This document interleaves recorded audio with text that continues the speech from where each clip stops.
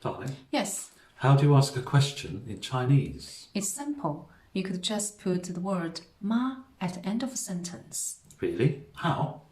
For example, you are Simon. You could say 你是 Simon. And make a question. You could say 你是 Simon 吗? Are you Simon?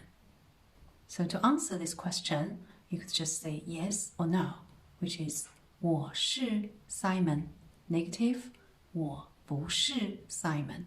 是 is to be. Okay, so I can say 你吃早饭吗? Yes, you put ma at the end of sentence. To answer this question, you will use the verb 吃 and 不吃 to answer.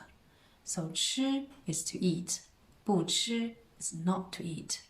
So the question with ma usually just answer as yes or no. With verb, you use verb to answer. Do you have questions with question words like why and have in Chinese? Yes, we do have. So follow me. Let's learn them in the next video.